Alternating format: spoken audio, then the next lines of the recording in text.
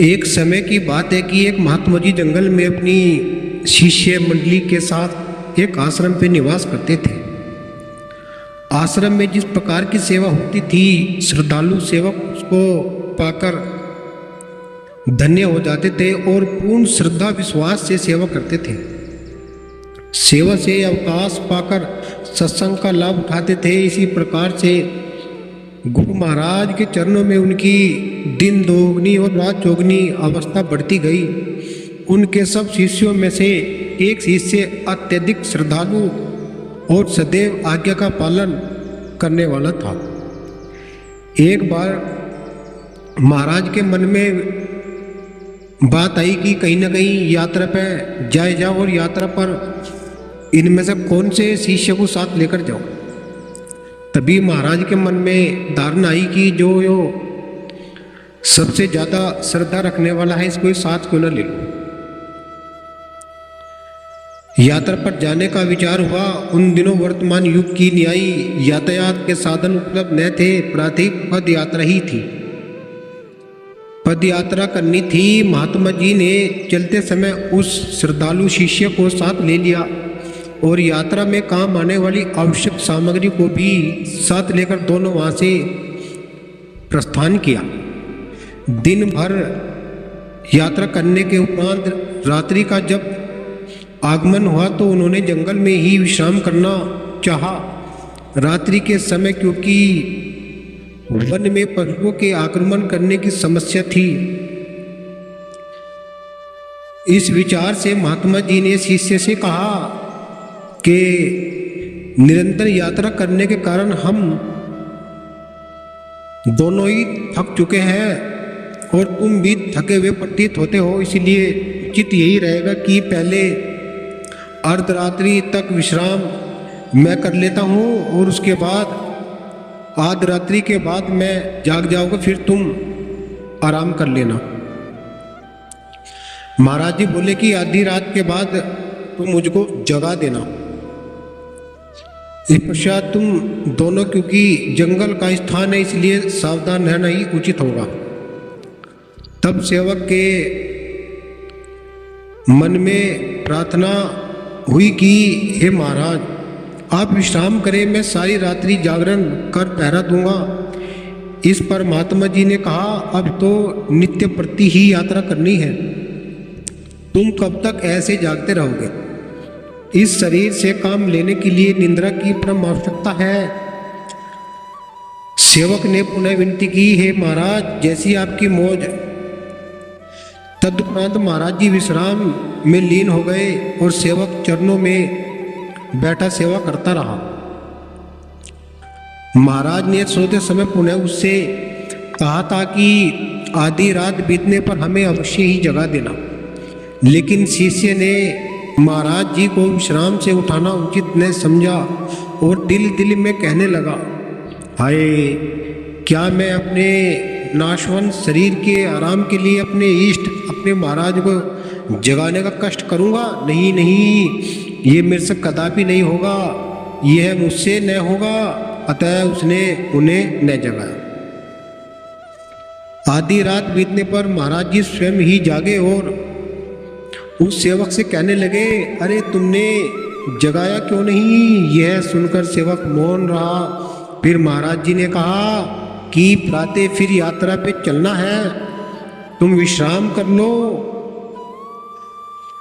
उनकी आज्ञा पाकर सेवक निद्रा देवी की गोद में विश्राम पाने लगा। सेवक थका हुआ था, लेटते ही उसकी गहरी नींद आ गई। महाराज जी जाग रहे थे। इतने में क्या हुआ कि झाड़ियों में से खटखटाहट की ध्वनि सुनाई दी और तत्काल ही एक काला सांप उधर आता दिखाई दिया। उसे देख महाराज जी ने अंतर्दृष्टि से यह जान लिया कि यह किस कारण से इधर आ रहा है। उन्होंने उस सांप से पूछा कि तुम इधर कहाँ जाना चाहते हो? सांप ने उत्तर दिया, यह तो आदमी निद्रावस्था में पड़ा है, इसके साथ मेरा कई जन्मों से व्यापार चल रहा है। व्यापार चल रहा है? लोगों, हाँ, लेने देने का व्यापार चल रहा है। एक जन्म में मैं सांप बनकर इसके गले का खून पीता हूँ, फिर दूसरे जन्म में मैं आदमी बनता हूँ और मैं सांप बनकर इसके गले का रक्त पीता हूँ। इसी नियम के अनुसार आज फिर मैं इसके गले का खून पीने आया हूँ।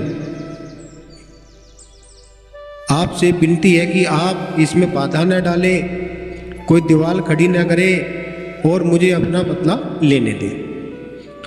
उसके बाद महाराज जी ने पुनः सांप से पूछा, तुमने क्या इसके गले का ही तो खून लेना है, इसको काटना भी है या नहीं? सांप ने कहा कि मुझे काटने से कोई विशेष का मेरा प्रयोजन नहीं है, मैंने तो इसके गले का खून से अपनी तृष्णा शांत करनी है।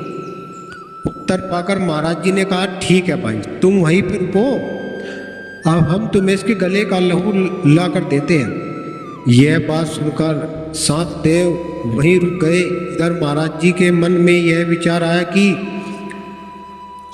हमारा कहना युक्ति संगत ही है, क्योंकि संगत ही युक्ति का मार्ग है।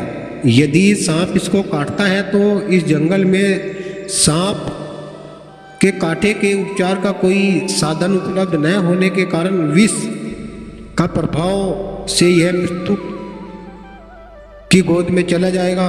दूसरा, इन दिनों इसके कर्मों का सिलसिला कई जन्मों तक चलता रहेगा, कि इन दोनों के कर्मों का सिलसिला कई जन्मों तक चलता रहेगा।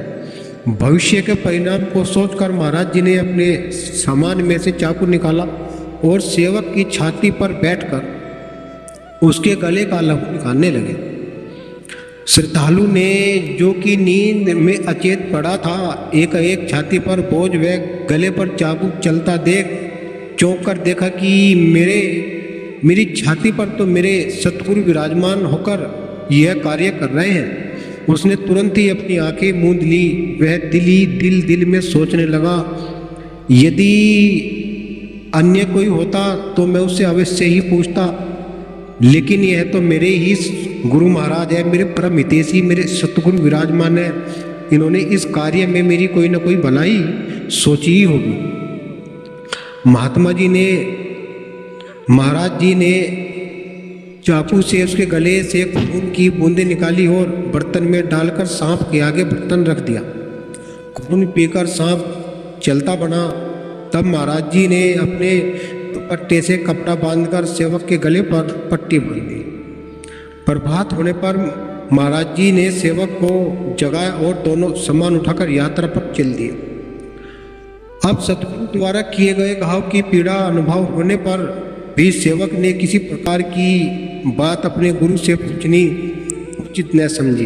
यद्यपि सेवक के गले पर पट्टी बंधी हुई थी, 2-3 घंटे प्रतीक हो जाने पर भी जब सेवक ने कोई बात न पूछी, तब गुरु जी ने से न रहा गया और कहने लगे कि रात को जब हम तेरी छाती पर बैठकर तेरे गले पर चाकू चला रहे थे, उस समय आंखें खोलने पर भी तूने आंखें बंद कर ली और न कुछ कहा। पुनः ने अपनी आंखें मूंद ली और अब तक भी उसी दशा में मौन धारण किए चले जा रहे हो। ऐसा क्यों कर रहे हो तुम? तब शिष्य सेवक ने विनती करी, है महाराज, यदि किसी और अपरिचित पुरुष को मैं अपने छाती पर बैठा देखता तब तो मैं पूछता भी। मुझे तो इस बात का अचल विश्वास है कि आप सदैव मेरे कल्याण की ही सोचते हैं, इसलिए उस अवस्था में भी आपने मेरी कोई भलाई ही सोची होगी और यही मेरे मन में कोई संकल्प पैदा न हुआ। सेवक के विश्वास में प्रेम स्नेह शब्द सुनकर गुरु जी ने रात्रि वाली सब घटना कह सुनाई। है सब सुनकर सेवक उनके चरणों में गिर पड़ा और प्रार्थना करने लगा कि हे महाराज, मुझे तो पूर्ण विश्वास था कि आप हर प्रकार से मेरा हित करते हो और इस बात का प्रत्यक्ष प्रमाण यह रात वाली घटना। अगर सांप मुझे रात को काट जाता, उसी पल मेरी मृत्यु हो जाती, जिससे मैं आवागमन के चक्र में न मालूम कब तक भटकता रहता। आप मेरे केवल शरीर के ही नहीं, आप मेरी आत्मा के भी परम हितैषी हैं। आपके उपकारों से मैं कदापि उच्छन्न नहीं हो सकता। यह तो मेरा परम सौभाग्य है कि कि मुझे सुखों की खानी व परम कल्याणमयी आपकी शरण प्राप्त हुई है, जिससे मेरा यह लोक सुगध और परलोक भी आनंदमय हो गया। इस संपूर्ण दृष्टांत का एक ही अर्थ होता है कि किए हुए कर्मों का फल प्रत्येक दशा में जीव को भोगना ही पड़ता है, चाहे वे अच्छे कर्म हो अथवा बुरे हो। परंतु सतगुरु की शरण जाने से जीव के दुष्कर्म सूली से कांटे बन जाते हो। जैसे कि आपने इस दृष्टांत में पढ़ चुके हैं कि वे भी जब तक जिज्ञासु प्रेम श्रद्धा निष्काम भाव से उनकी मौज आज्ञा अनुसार जीवन व्यतीत करें और सब प्रकार से अपने सतगुरु का निश्चय ही करके उन्हें अपना हितैषी समझे, तब सतगुरु उस सेवक की प्रकट दोनों रूपों में हर प्रकार से रक्षा करते हैं, जिसका अनुभव सच्चे सतगुरु के चरणों में ही जाकर मिलता है। अब आप देख लीजिए कि इस जीव के जो सच्चे मित्र, सच्चे सखा और सच्चे जो दोस्त हैं, वे केवल सतगुरु ही हो सकते हैं, उसके बिना और कोई हो नहीं सकता, क्योंकि वे मालिक एक परमात्मा ही इस जीव की भलाई के लिए सत्संग लेकर आते हैं और नाम का शब्द वे लाते हैं, जिससे कि यो भजन साधना करके अपने कर्मों का मैं उजाला फैला सके। जब इसके कर्मों में उजाला फैल जाएगा तो इसका भविष्य जगमगा उठेगा, क्योंकि कहा भी है कि एक सच्चा गुरमुख भी पता नहीं कितने जीवों को सही राह दिखा देता है। ऐसे ही उस परमात्मा के जो सिपाही होते हैं, साधु संत, उसी के प्रतिनिधि करते हैं। जिस प्रकार से पूरे भारत का एक राष्ट्रपति होता है, फिर एक प्रधानमंत्री होता है, MP MLA विधायक होते हैं, कुछ प्रधान होते हैं, इसी प्रकार का जो सिस्टम बना हुआ है। एक मालिक सतगुरु ही पूर्ण इस सृष्टि के मालिक है। उसमें वे जो साधु संत होते हैं, वे उनके कोई MP है, कोई उनके विधायक है, कोई उनके प्रधान है। इसी प्रकार से वे समय समय पर इस जीव को जगाने के लिए किसी न किसी के द्वारा वे उसको जगा देते हैं, और जब वो जाग जाता है फिर उसके कर्म शुद्ध और पवित्र होने लगते हैं। बोलिए सतगुरु रविदास महाराज की जय, स्वामी समनदास महाराज की जय। अभी यदि आप हमारे चैनल पर नए हैं तो सब्सक्राइब, लाइक, कमेंट करना न भूलें। आने वाली वीडियो की नोटिफिकेशन जो आपको समय पर मिल जाए। आप सत्संग घर बैठे ही मिलता रहेगा। आप केवल हमारे चैनल को सब्सक्राइब जरूर कर लेना और वीडियो को लाइक और कमेंट भी जरूर कर देना। सतनाम।